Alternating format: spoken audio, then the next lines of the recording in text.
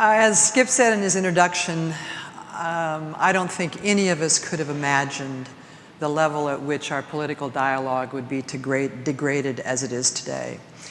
And we were talking at lunch, and at times it almost feels like watching a very, very bad reality television program, except there's just one kind of serious dilemma. Somebody's going to end up being elected President of the United States. So I was also thrilled, and part of why I was excited about coming was to hear from Skip that the university is thinking about setting up an institute here on the issues of civility. It turns out that we've actually already created a national network of civility institutes connected to universities in the country. And we're actually doing some joint strategies. So we would love another partner in that work. But let me back up and say what I was hoping to do with you today. Just a kind of contextual statement. If you want to go sort of very big picture, whoops. Democracy is essential to conversation. And the quality of that conversation matters profoundly. When I first began this position, a lot of people kind of challenged, doesn't civility mean just be nice and you can't disagree with each other? Which, no, actually, it doesn't mean that. It is about, yes, we can disagree, but we don't have to be disagreeable while we're disagreeing. Unfortunately, since US politics and the campaign era, or part of the cycle, has been a series of culture wars. We have more and more drawn very deep lines in the sand about your view on something, my view on something, and we began to add to it. Abortion was probably the first profound example, which is if you feel differently about that issue than I do, in some way you're less of a person than I am. It really became that level of judgment. And I think that has now really been embedded in practically every policy issue that we talk about. So in case you had any, we've done a lot of polling, and Weber Shandrick, a very highly respected polling communications firm in DC, has asked these kinds of questions every couple of years. Is incivility in political discourse a problem? Has the tone of it changed and become increasingly uncivil? How satisfied are you with the tone and quality? And again, what's happened in the last 10 months, there isn't anybody pretty much that doesn't know where this goes, but just for you to get a sense of how the collective American public is thinking about this. This poll was taken in early January. 95% of Americans say civility is a problem, 74% saying it's declined in the past few years, and 67% saying it is a major problem. 93% say a candidate's tone or level of civility will be an important factor in how they cast their vote.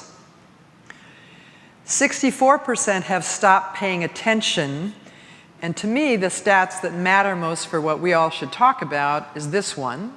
64% have stopped paying attention at all. And this one, 38, but think about this, almost 40% now just accept that this is how we do our politics. That should suggest to all of us that to come back to what is a more civil level of political discourse leading to actual ability to get things done. It's taken us several decades to get as bad as it is, and this is not going to reverse itself easily without significant intention on all our parts. President Obama gave a speech at the Congressional Friends of the Irish last week. Some of you may have watched it. As is often the case with President Obama, it's a beautiful speech. And he spoke very specifically about incivility in American politics. And his statement that to me we should all hold tightly is there's a lot of blame to go around in terms of how we got here. And as he often does, he even did a self-reflective statement around, certainly I've said things that I regret. But if we're going to shift this, it's going to take all of us. So we can't be bystanders. We can't just not respond to what's going on if we want this to shift. So one of the other things is a lot of generational difference in politics these days. And in part of what I'm going to share with you, I'm going to specifically focus on millennials a bit, who have great public service, great volunteerism, but essentially have a lot of disdain for politics. But on this issue of civility, it's shared very widely across all current generations.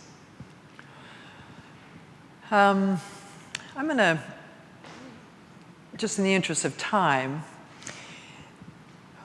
because there's been such a national narrative that has been anti-government literally since 1980, and it's been, Democratic politicians are as guilty of it as Republican politicians. Every time someone runs, I'm not from Washington, even though if they've been there 20 or 30 years, and they constantly have a drumbeat that is essentially anti-government. And that's been our mass media message.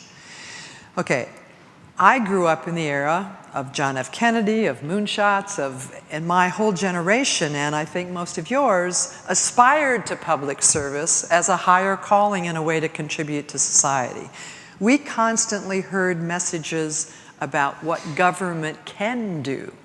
So I don't think any of us should be too surprised that millennials are really almost anti-government. They have literally been born in a cultural context where they have been fed, both by national media and by politicians themselves, a negative view of government constantly. So to me, the data that we need to watch, as much as our judgments about incivility, is the issue of trust in government. At a certain point, if the public at large does not actually have confidence in our governmental institutions, it is an indication of a fragility in our democracy. This one happens to show that it got down to 19%. There was actually a poll last year that I'm sure some of you remember where lack of trust in Congress hit 9%. So what's different? And I'm sure Skip, this will, if you may have thought about it already, but I know it'll ring a bell right away. Mostly over the last decades, there's been a big difference between how people inside the Beltway, the big pundits, think about these issues and how the public thinks about them. Something that's new and different is both Beltway bandits, Beltway pundits, and all of us as Americans. We see causes being very similar, and we see the sense of concern in needing to do something about it as very similar. Some of you who might want to delve in this a little deeper, Norm Ornstein, who's at the American Enterprise Institute, which is a conservative economic think tank, and Tom Mann, who's at Brookings, which is a liberal think tank, they have had grants from foundations for 30 years to study Congress, and they wrote a book, I believe it was 3 years ago, called It's Even Worse Than It Looks. They have just published another book, which I'm not sure I have the title exactly right, and now it's even worse. So just in terms of the facts of how we got here and some proposed solutions, you might want to take a look at that. What I started to say a minute ago, and frankly is what keeps me going, you know, most of what we hear about all of this from national media is very, very negative. Not just about politics, it's negative about our economy, it's negative about our position in the world, that's pretty much the themes that become our sort of daily diet in terms of media. And yet, part of what I hope happens today as I talk with you is, in my experience, there are an enormous number of things happening in communities in the United States that are extremely positive. But it's happening in your community in one issue, it's happening in my community in another issue. You don't know about mine, I don't know about yours, so it never rises to the level of, aha, this is a different trend. And any of you who look at The Atlantic, James Fallows, who's a terrific journalist, he and his wife, you saw that article. This is a great example. They picked 23 communities in the United States that were economically devastated, that have completely reinvented themselves for quality of life, and not just for quality of life for the middle and upper classes, but actually integrating into it the whole community's future. So some of the stories I'm going to tell you about the experience we've had are very similar to that on different issues. And I'll bet you any amount of money any of you want to bet that none of you will have ever heard of anything that I'm going to tell you. And that's part of the problem of where we are today, which is how do we all find out when in fact there's been some very positive shifts in our culture, or when the beginning of positive shifts are happening. So the institute that I lead was created in January of 2011, or February of 2011, after Representative Gabby Giffords was shot in one of the all too often those sorts of events. And I think when this one happened, a lot of Americans, including myself, really thought that because it was a member of Congress, something would change. Well, people did stop. She is an amazing human being. Her will to recover is astonishing. But you all know the same story. It has just gone on. The University of Arizona came together with the community like in lightning speed. You all have some association with universities. In 10 days after this shooting, the university and the community had come together to create the institute that I now run. Universities never act that fast. But the intent was we have to make something good come out of this horrific tragedy. So we have a stellar National Advisory Board. Clinton and George H.W. Bush, Sandra Day O'Connor, Thomas Daschle, who've been very involved in our work. Unfortunately, I don't know that it's particularly public at this point in time, but Sandra Day O'Connor really is failing in her health. So although she was very active in the first year and a half that I was here, she now is unable to do that. And I'm not going to take time with all of these people, but the point is, this is a layer in politics and media that matter when you're trying to step into this space to do something. When I came on board, the University of Arizona is one of the country's premier research institutes. And for the first year of the institute, they'd had a director of a school that had 3 other jobs. And basically what they did was a lot of stellar research. What are the causes of incivility? What are the leverage points for influencing incivility? How do different categories of demographics in the US experience this? But they had no social action programs, which is why I was recruited to come from AmericaSpeaks to do this. So if you think about democracy and whether it's working or not working, there's basically 3 sectors that have to interact with each other in a healthy way. It is the public with elected officials in terms of that core relationship, and the media's relationship in between with elected officials and the public. So we started out taking the research we had and doing some individual programs in each of these target groups, always with the intent of coming to a place where we'd bring them together and do projects with them together. And that's what I'm going to share with you, is a few of those very specific projects. I'm not going to spend much time in this. If you were curious, I could come back to it in Q&A. But for example, who's more tolerant of political incivility? How does it differ between men and women, liberals and conservatives? So that's the kind of research that we're doing in an ongoing basis. At some time today, we've talked about the fact that the place that most millennials have trusted for their news media has been Jon Stewart and Stephen Colbert, until both of those have shifted.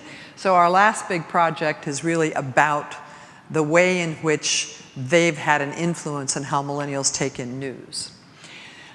We started out because Gabby was so respected in the House of Representatives as doing everything bipartisan in terms of the way it used to work for most members, but both her legislation, her friendship systems. Some of you may know Senator Jeff Flake from Arizona, who's extremely conservative Republican. He and Gabby are very good friends to this day. So we started with in the House a working group that was led by Emanuel Cleaver, Democrat from Missouri, and Kay Granger, Republican in Texas. Nancy Pelosi, John Boehner, all signed on immediately. Yes, this is a great idea. We were going to work with 2 committees in the House to really talk about how do you work together, how you're going to treat each other, how you're going to treat the public when they testify, and what do you want to move through Congress. Well, I didn't used to be this candid about it, but there's no reason not to be anymore. John Boehner, of course, said, and next you need to talk to Eric Cantor, who was the majority leader in the House at the time, and who controls the committee assignments. Well, Cantor just stalled and stalled and stalled and stalled and essentially never let it happen. Eventually, his constituents stalled on him, and so we now have an opportunity to start again under new leadership. But when we got stymied in Congress, we immediately took a look at state legislatures. We haven't yet worked in Arkansas, and we should talk about that. Actually, a Democrat from Ohio and a Republican from Iowa came to us and said, what we see happening in our states, both of those are swing states and they're both heavy in the primary system and in the presidential. We see the big PAC, super PAC money coming into our state legislators to create the same kind of dysfunction that we're looking at Congress. Now, all of you may know this, a lot of Americans don't, but in fact today, 51% of the members of Congress ended up in Washington directly from state legislatures. That's where they came from. So we decided this has got to be a long-term strategy to influence this stuff. And we started working in states. We've now done, we start with a workshop we call Building Trust Through Civil Discourse. And in terms of the orange states you see up there, we have already done work in all of those states. And I'm going to give you a couple of examples of what that has led to. The states that are in the more chartreuse color were in conversation. Interestingly enough, the most difficult thing about getting this done, state legislatures are all over the map in terms of what their schedules are, what their timing is. I think, Pennsylvania is an example. We've had well, we actually finally accomplished that one. But sometimes we've had 4 different dates, and they still haven't happened.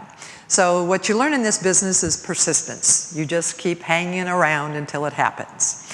So let me give you a couple of examples of, I'm going to use Maine, because it's in some ways the most extraordinary example out of what has come out of the work we have done.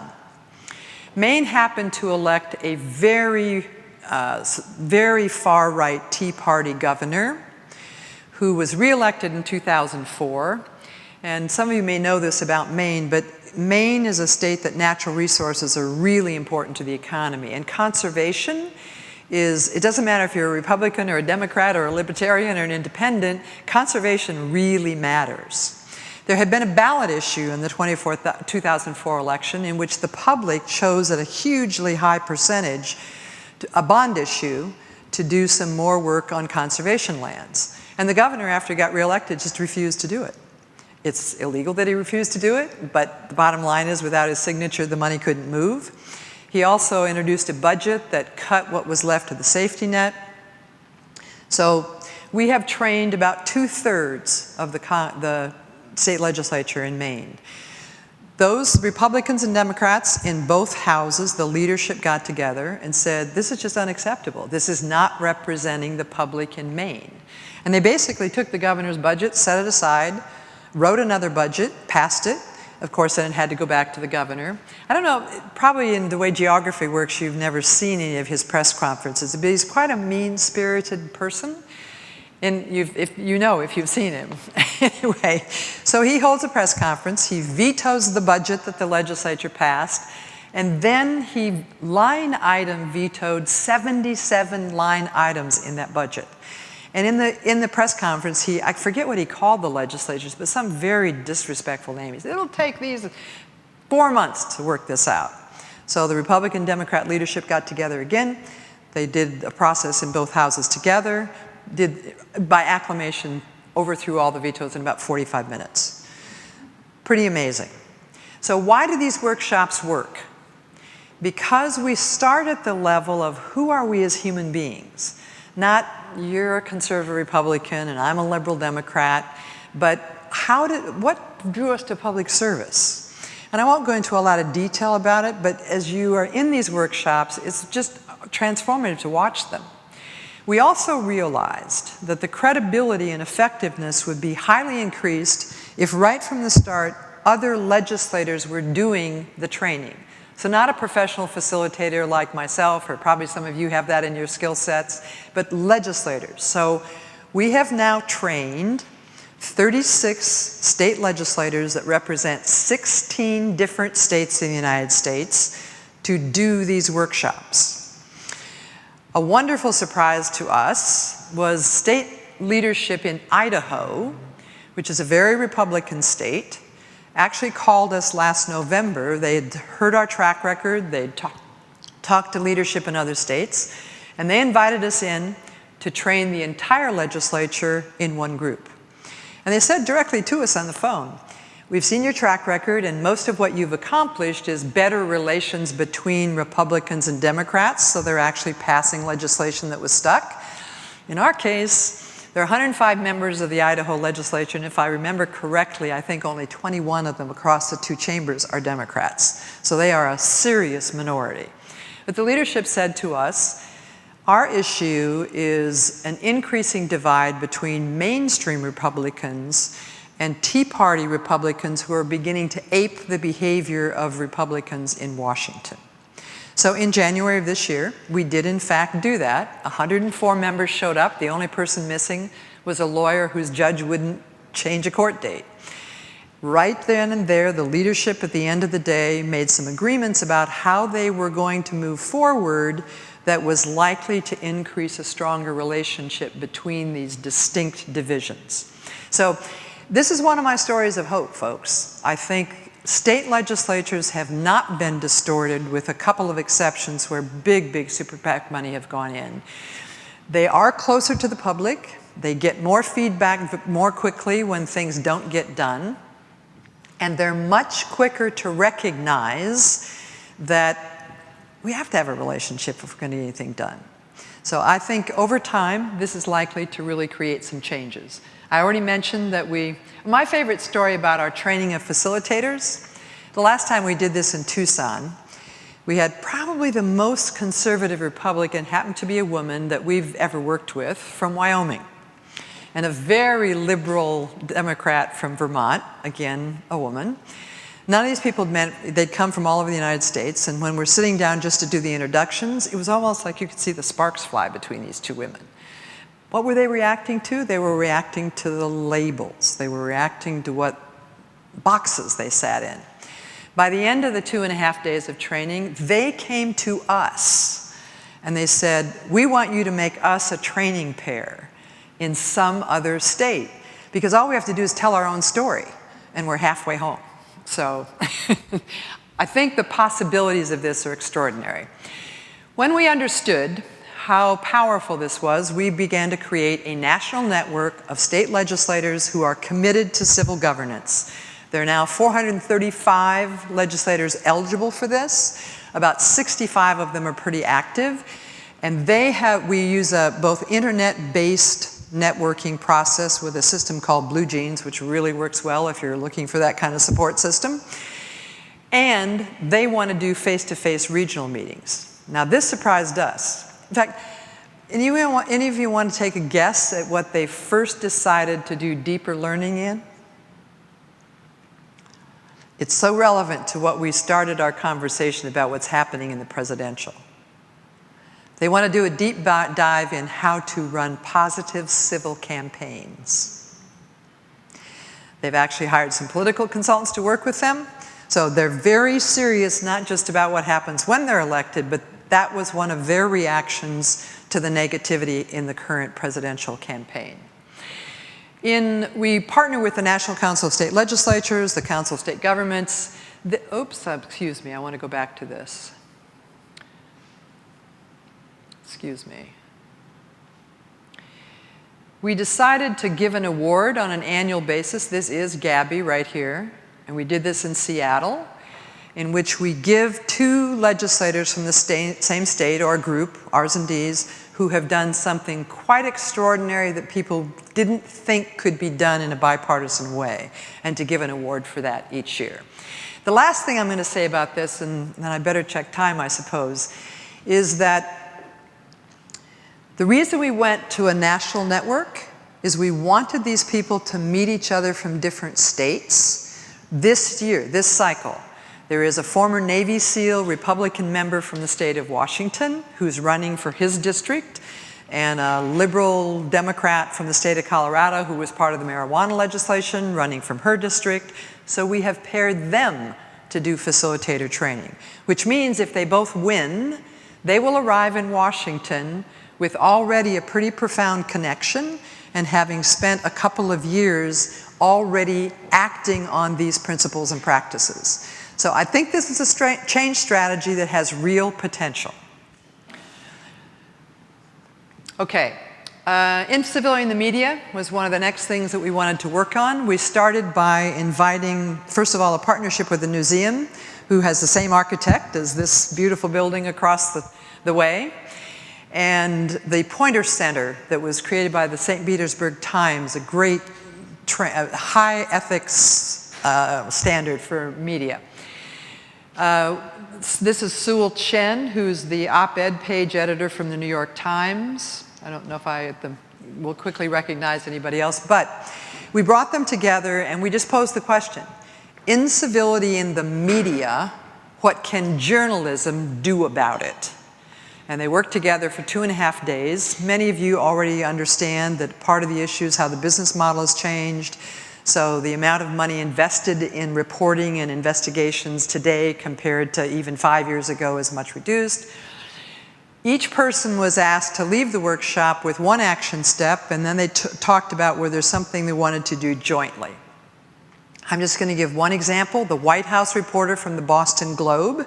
We did this in mid-2013, I guess it was, and he went back to Boston to convince his editors to allow him to cover the midterm election, not just the typical horse race, but much more story-based from a citizen's perspective. So there were very practical things within the constraints in which they were living in that they wanted to try to do.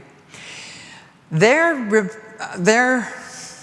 recommendation to us at the end of this workshop, first of all, was an extraordinary thank you. They all said it was the most diverse group of journalists they had ever sat in together, because we did geography, we did gender, we did age, we did ethnicity, and it really was different than they usually experience. And then they said, all right, do what you did with us, only triple the size of it, have 1/3 of them be journalists, 1/3 of them be elected officials, and 1/3 of them be members of the public. It was like, wait a minute, that's what we said we wanted to do. How come we didn't think of that ourselves? I'm going to fast forward just a little bit. These are some of the other outcomes. This Rem writer, who's been a 40-year journalist, wrote a story about what we did, calling it Combating Ugly Political Rhetoric. So, in October, we chose Ohio as the place to do what they suggested we do, and we did it for all the reasons that you would expect. Hundreds of millions of dollars in negative advertising get spent in Ohio in every political cycle.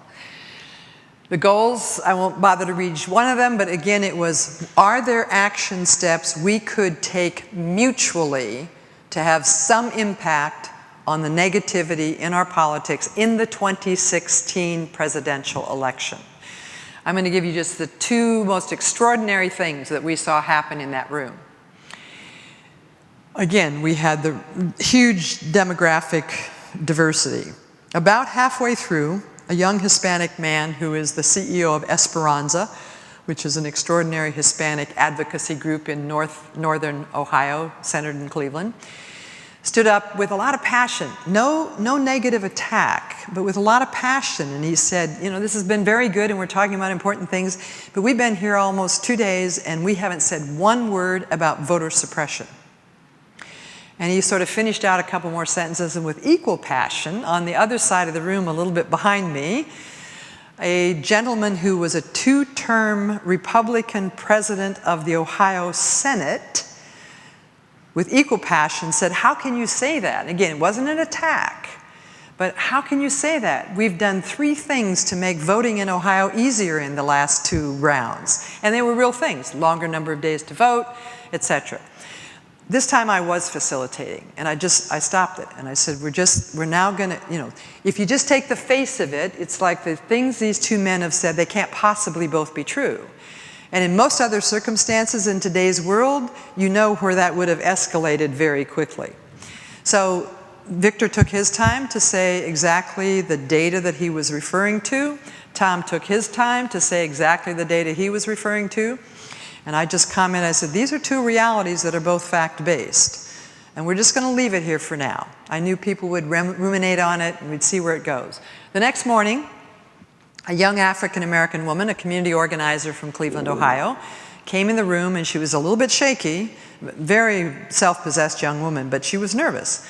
And she said, the most important thing that's happened for me here is I learned yesterday that something I care deeply about, if I call it voter suppression, the very people I need to understand and help me do something about it won't listen anymore. So she said, I don't know what to call it. But she said, that's what I want to work on, because we were moving to action teams. And I could have hugged the man. Tom, the very same president that I mentioned, got up, walked across the room from the table he was at to the table she was sitting. She said, me too, I'm in. And this is actually happening in Ohio. People of color in northeastern Ohio are pulling together the actual data where people of color were not able to vote in the way they should have been able to vote. Tom Niehaus, who is a good friend of the current Secretary of State in the state of Ohio, has agreed when they have the data together to sit down with the Secretary of State so there's some opportunity to actually do something. That's extraordinary. And in most states, voter suppression is language that Democrats use, and voter fraud is language that Republicans use, and this is where the dialogue goes. So, and I know you've taken one round of civil discourse, but the principle is, if you can create the circumstances where the different points of view are in the room, and then you construct the agenda in a way there's really time to exculpate people's experience and background, very different things can happen, even in the midst of the political morass that we're living in at this moment in time. And God knows Ohio is going to be the same battleground that it's been every other time. And if the Secretary of State takes some actions in Ohio I lived there for a long time. So I actually know that one of the issues was, over time, many, many polling places in that part of the geography have been closed down. So people don't know how to get to a place to vote, people are in long lines. So anyway, very, very exciting. The other thing that happened, 30 journalistic outlets, not too many TV stations, because you all know the business model. They make $1 gazillion off all these negative ads every electional cycle. So only 2 television stations, but in total 30 news organizations in Ohio have agreed to share resources, starting with paying Bliss Institute of Politics to do a statewide survey. What are the issues that Ohioans want the candidates to talk about?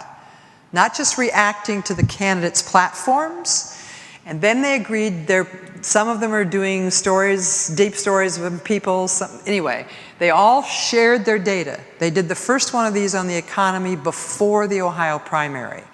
And the other challenge is to the candidates, when you come, we want to have the answers to these questions before you get here, because this is what Ohioans want to know. You will be, I think, interested and not surprised to know that on the Republican side, only 2 of the candidates agreed to even respond to the journalists. So that's what they wrote about, which means it's likely more of them will respond the next time.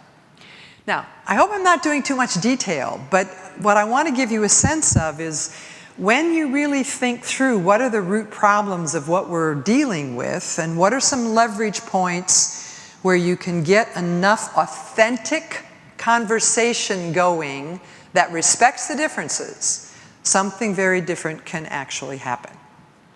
All right, I'm going to tell you one last story and then open it up for questions. Am I okay on time? When the Newtown tragedy happened, which again was another moment which I think all America thought something very different would happen about gun violence.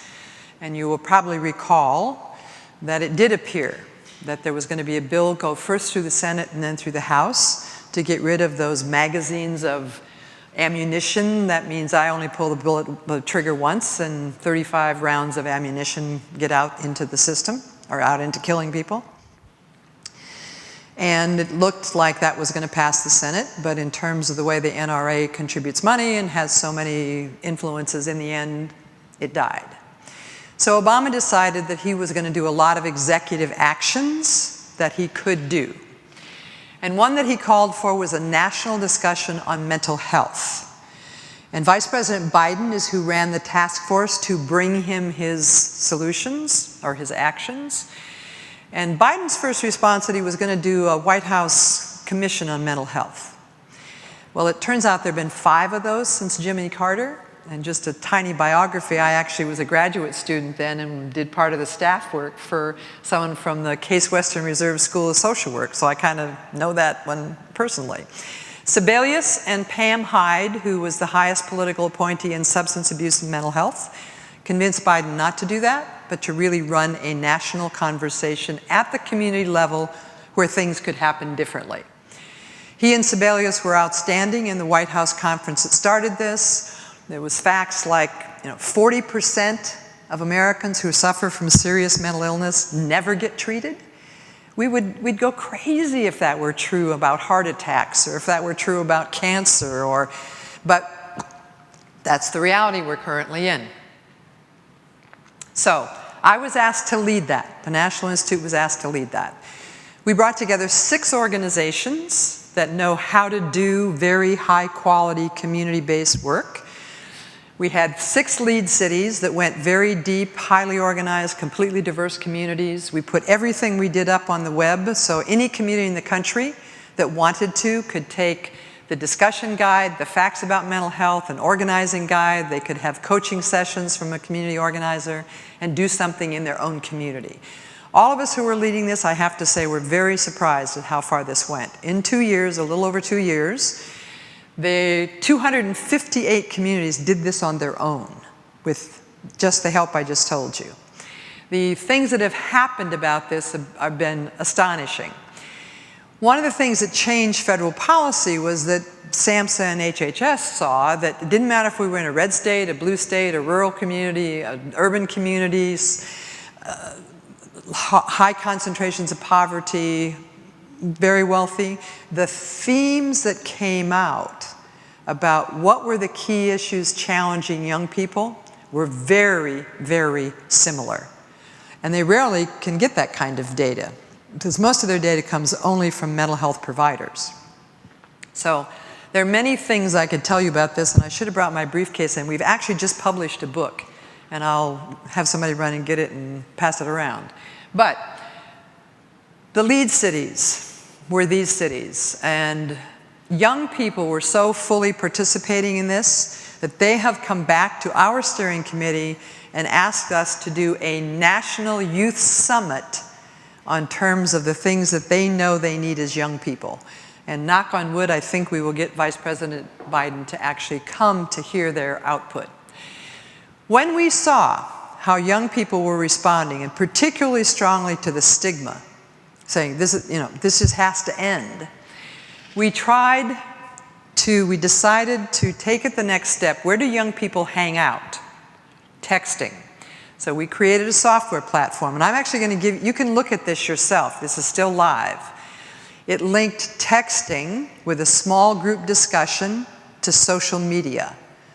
So 89800, once you type that in your text line, then down in the message line, if you just type start, it will take you to the back end that starts with a video. It's called The Elephant in the Room. Young people themselves created it. It then asks you some demographic data, so we actually know the gender and age and race of everybody who's participated. We then send you some facts. We send you discussion questions. You do a little discussion with your 2 or 3, and people are doing this all over the United States at the same time. It goes to a computer that themes the discussions from all over the United States, which is how we could turn around to SAMHSA and say, you know what? One of the biggest problems that young people really want action on is stigma. Second problem they really want action on is housing for transition age youth. Kids who really are carrying some pretty significant symptoms. They've been living at home, they've been taking their meds, they leave home. It's very, very common for them to stop taking their meds. They end up either in the juvenile justice system or homeless. So I won't try to do a lot more data. When I saw how excited young people were about this, we decided to try a pilot in New Hampshire in the midterm election of 2014. And we changed the script. The software is neutral. We changed the script Whoops. This is the book that we published. And all it does is tell stories and tell exactly what has happened in so many communities. Washington, D.C. dedicated $600,000 to do an anti-stigma campaign in the city completely run by youth. It will roll out later in March. So when we changed it to Text Talk Vote and went to New Hampshire, we already had a partnership with the colleges and community colleges. 50% of the young people, we did a pre and a post, 50% of the young people beforehand said, I'm not planning to vote in the midterm election. After they participated, 20% of that 50% did in fact vote. Now the highest change, I know you will know this, that's ever been demonstrated by an organization with that age group is 5% increase in actually getting to the polls and voting. So, you know, even if maybe they told us they did and they didn't, cut it in half. That's still a huge number. So we did another pilot in Ohio last November. We're doing a pilot in California. And the plan is to take this to as many states. And basically, colleges are our best partners. So this is something else we should talk about. And really push this notion of text, talk, vote to millennials. Circle, which is an institute at Tufts University, has tracked youth engagement in lots of things, but voting particularly. There are 10 states in the United States that if millennials actually turned out at a similar level of percentage of eligible votes as boomers do or as Generation X does, those are 10 states that the vote could come out differently. So this could be a huge, we're raising funds for it right now. Don't know if we'll get as far as we want to go. We've picked several states we want to go deep in where we'll actually hire community organizers. One we are definitely going to do is North Carolina. We wanted to pick a state where a significant number of laws have been passed in the last 2 cycles, intentionally focused at keeping people lower income and people of color from voting. So we're pretty excited about this. And again, so here's a whole generation who typically doesn't step up to participate, but if you actually take it to them in their lingo where they're hanging out, guess what? They show up. Couple of quotes. And that's why I shared the trust data. And yes, the center of our work will be incivility and political dysfunction. But I think at the baseline, what all of us are trying to do that are trying to make a difference in this is both bring back comedy in our communities and our public square, but to come to a place where we are in a much different relationship as a population with the government itself. Because, you know, I hate to say this, but I actually think our democracy today is a lot more fragile than most Americans have actually understood. And certainly a lot of that's big money. A lot of that is the distortion created by redistricting. But if we lose that fundamental trust between a huge portion of the population for an extended period of time, it can only get worse. And I don't know how many of you have looked at Alex de Tocqueville in recent years. It was written in 1838. There are so many places in that book. There are paragraphs where he talks about the media. You'd swear it was written yesterday. There's places where he talks about, you know, one of the interesting things about us as Americans is scratch the surface on our ideology, but put us in a place we leave our ideology, we want to solve the problem. We're much more dedicated to taking action, to moving forward than we are, except for a small percentage of us on both ends. But that percentage is about 10 or 11 on both ends, maybe a little higher on the right today. And it means our politics are being dominated by some strong minority voices because of the way our primaries work, because of the way money works, and because of the way media works. And yet we as a population, it's not who we are. It's not how we have been for a very long time. But the greatness of America lies not just in being more enlightened than any other nation, but in her ability to repair her faults. You guys have been wonderful. Thank you. I'm willing to respond to as many questions as you have time for.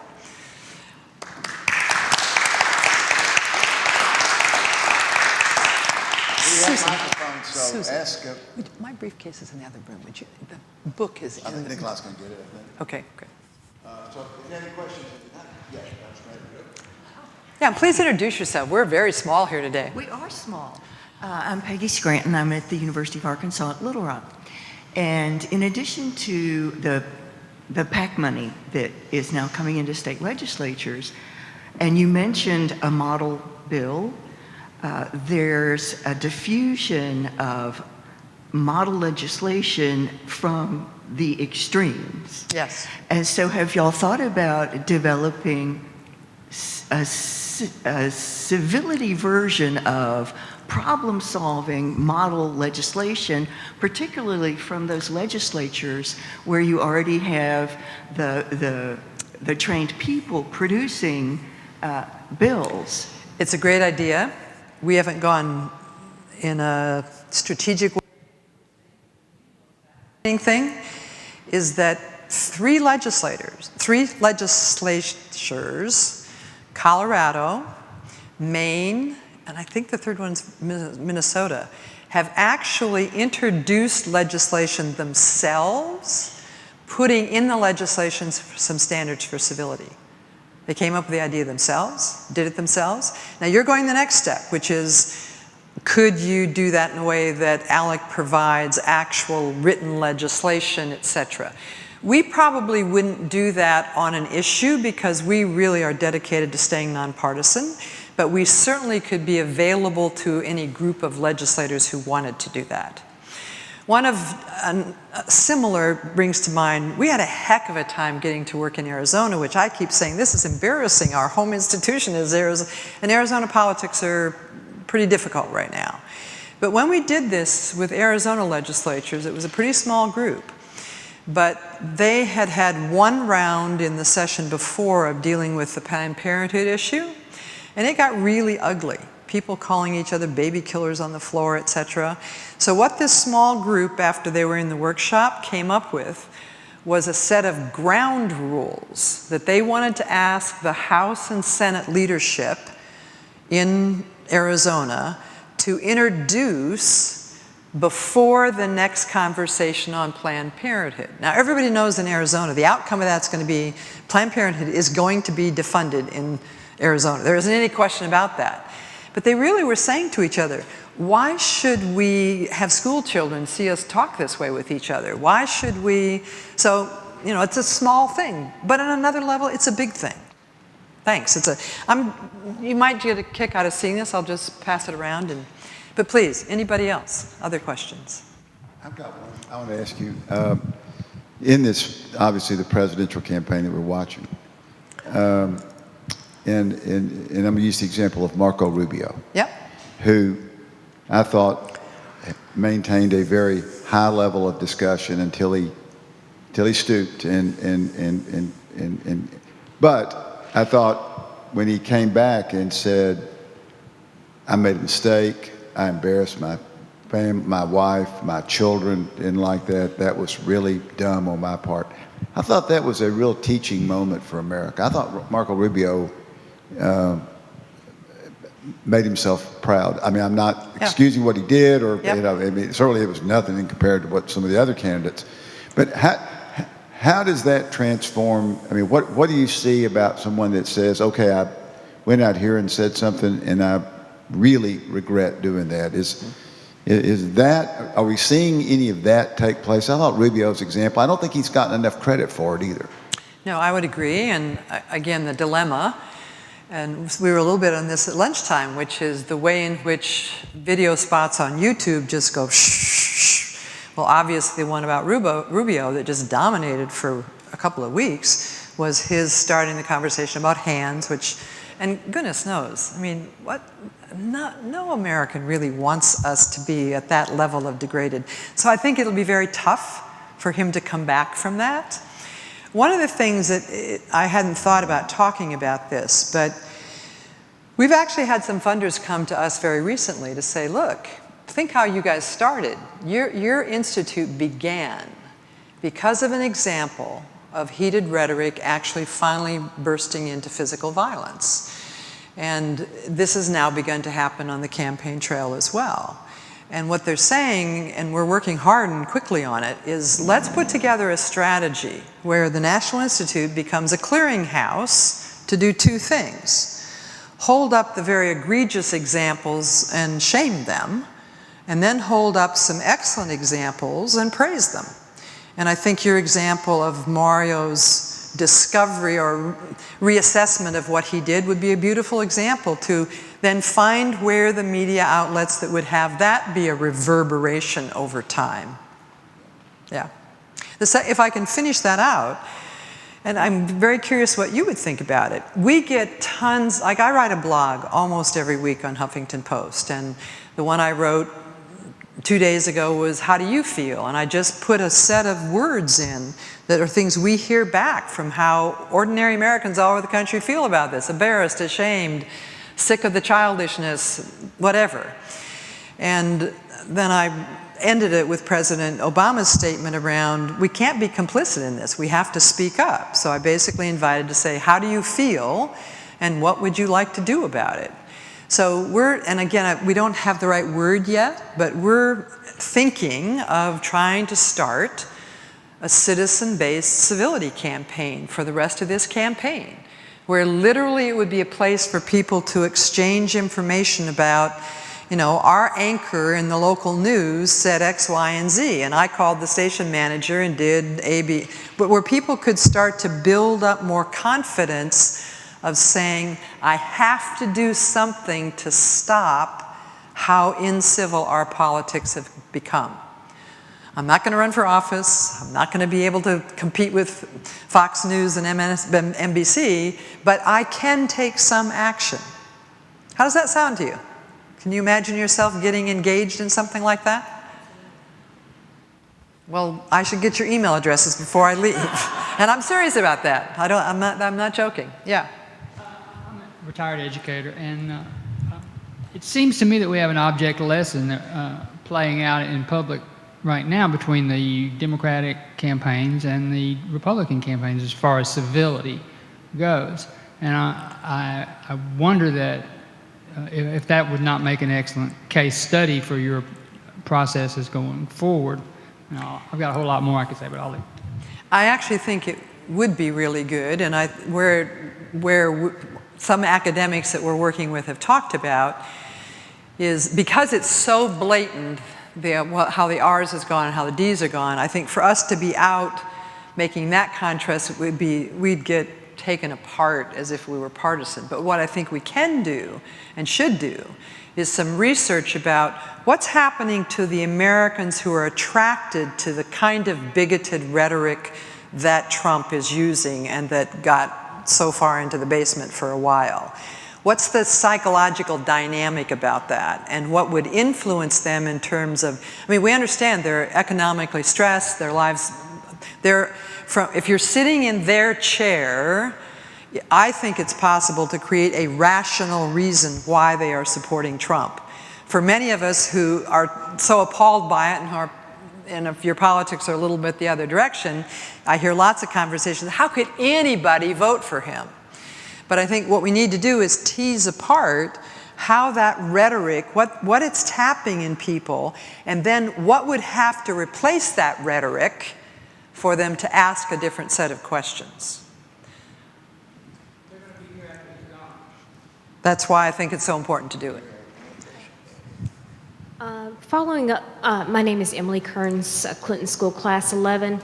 Following up on that question about Democrats and Republicans, do you think there is a need to work within those parties, respective parties, in training the candidates before they run for office about civil discourse? I mean, the parties kind of act as a laboratory for the legislators before they become the people that they will be. So what are the possibilities for doing something like that? Well, you know, it's interesting. Both parties, the Republicans and Democrats, for years have run campaign schools.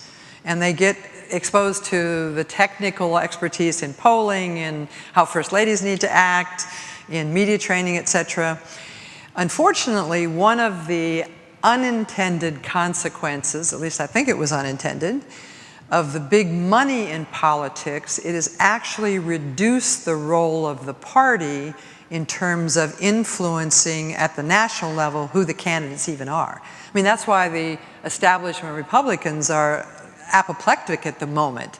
Do you think they wanted that many people to be running in the primaries as long as they were? No, but think of how many of those people had enough money to keep staying in the race even when it was weeks past there being any reality at all to them possibly winning. So do I think that would be a good thing to do? Absolutely. I think they're still doing it. And I think the question is, well, let me say it another way. One of the things that elected officials still really pay attention to is what they hear from constituents when they go home on the breaks when they go home. That's why whichever side of advocacy you're on right now about the Supreme Court choice, the Senate has just gone home.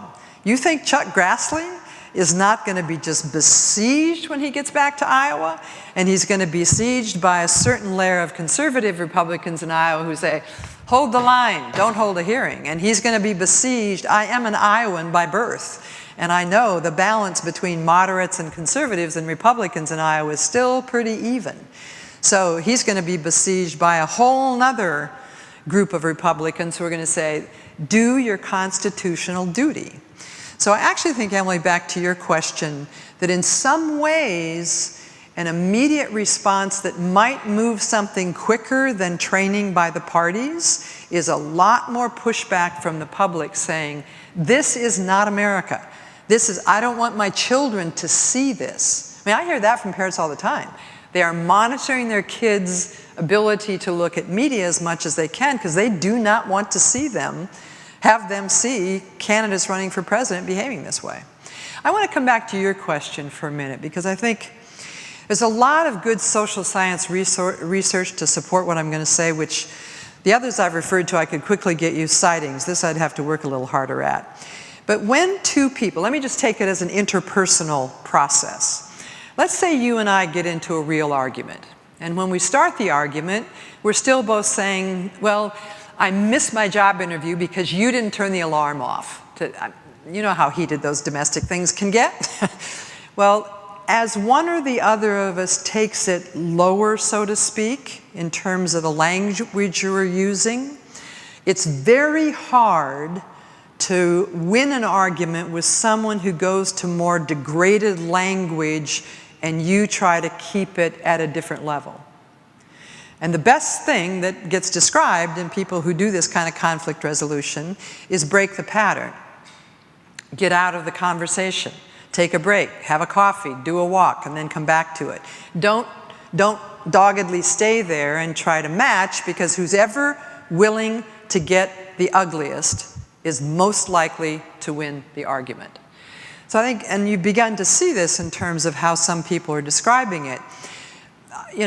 Whether in the end it's Trump and Hillary or Cruz and Bernie Sanders, or I guess I should say Trump and Hillary or Sanders, I think the biggest challenge, as you were saying, all you had to do was watch a couple of the debates and know we're in completely different territory to this point.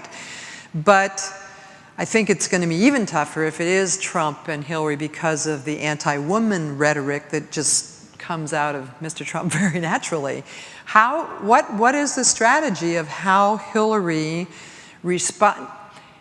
does get into the dialogue in a way we expect our presidential candidates to be able to deal with each other, but without getting caught in a way that she makes a mistake and given that I had the opportunity to work with her a little bit, I don't think she ever would make the Rubio mistake. But just to give the example of, for some moment of just, okay, I'm going to duke this one out. I think that's one of the biggest challenges in the general election, frankly. Now, I'm sure, and Trump showed it when he was at the APEC meeting, in which he gave a speech that was quite substantive off of a screen. So maybe he will be able to change his approach when November comes. Yeah. Because even in that speech, he went off prompter and had to throw in a few things. That's true. Because that's not. Yeah. So I think your question's a good one, and I think it's a conundrum for the general election. Media's facilitating that too. They do not, they don't call any of them out when they behave like that. I think journalists are just flummoxed about how to deal with Trump. I think you've seen written by people who have much more prominence than I to talk about, if you go way back to the beginning, the way in which media is now really all about the bottom line. In part, they made Trump. Trump didn't have rallies of even 3,000 people when he started, but think of how much more television coverage and internet video coverage Trump got than any other candidate. Did you have your hand up? Wasn't sure the dean was going to let me ask a question. You've talked about different causes for some of the incivility problems we've got. Is it possible that one of the causes is that we're at a point in the country where there are two such fundamentally different visions for the country that that's a factor? It's a really good question. And I don't think there's any, it's a reality that on many very important issues, there's a huge difference in perspective about where we want to go. The organizations that have done the deepest polling about this, what I find most interesting is that most Americans say they think we're at a point where they don't know where the country should go. So that it's a smaller percentage that have a clarity if we don't do something now about, I don't know what issue to use as an example because we're in such different places and so many of them. But to me, it's very important that we keep real that most Americans just feel at sea about our future. They have not made a choice on one side or the other. This is something that frustrates me a lot, and again, it's how it's covered and talked about. And I used to be able to say a year when it began to shift. When we first began to see the Republican Congress, Mitch McConnell stands up and says, my job is to make sure that Barack Obama doesn't get a second term. I mean, historically, in terms of the institution of Congress, I know when I speak this way, it may raise some feelings about partisanship, but I really, if it was a Democrat who'd said the same thing, I'd say exactly the same thing. It is a constitutional abuse of this position of Majority Leader of the Senate. And as that process went on, and we understood that this was going to be completely oppositional, there came a point when media commentators started to describe, well, it's happening because the public is as divided as Congress. This is categorically not accurate. And this is another one of those, if we get a lazy mass media up here where we start to believe as Americans that we as the public are as divided as our current elected officials are, then what does that do to people? They step back. Then there isn't anything we can do about this. It's us. We can't do anything about this. So a couple of things. Do not forget, 40% of Americans who are eligible to vote do not vote consistently in elections. So that means a huge percentage of Americans aren't even expressing themselves in the political process, which is tragic and needs to change. The other thing, we were talking a little bit about lunch. It's now for different reasons than racial segregation. It's mainly economic segregation. But people are choosing to live in patterns where we're in an ever-reverberating chamber of hearing back only from people who think like I think. We don't have all the casual ways in which we interact with people of difference that were real when I was growing up and you were growing up. You saw it in the grocery store, you saw it in the church, you saw it, and now it just doesn't happen unless we design it to happen. So, and just putting it in congressional facts, you know, there's the lovely graphs. Throughout American political history, there's been an overlap between conservative Democrats and moderate and liberal Republicans. And all of the compromises that were on big, big issues were because those people shifted their positions and made deals with each other. Now that bell curve looks like this. There is not a single crossover in terms of conservative to liberal between Democrats and Republicans. And that is 100% a functioning of census data being driven by redistricting Just look at a redistricting map. I lived in Ohio for 24 years.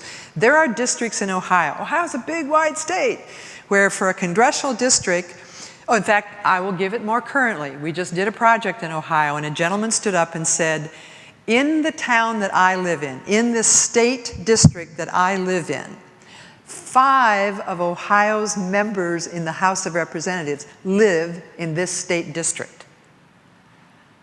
That's how, so that means gerrymandering districts came around and picked a piece up here. And so this is another for the long haul. You know, and again, I don't know Arkansas at all, but one of the very important things that can be done is state-based redistricting. Take it out of the political process. Iowa did it first. They put it in a non-political commission. Iowa has had more competitive House districts since doing that than any other state in the union. So it will put it back into a true competitive process about who ends up in Congress. So We can go on for this, and I'm going to tell you, Carolyn, I hope people stay, but I know some people have to get back to work. But you obviously know this stuff. It is fascinating to me. I want to get into more details about the millennials when we have time. But let's thank Carolyn for being with us today. Thank you. And stay around and talk to her. For those that can stay, talk to us.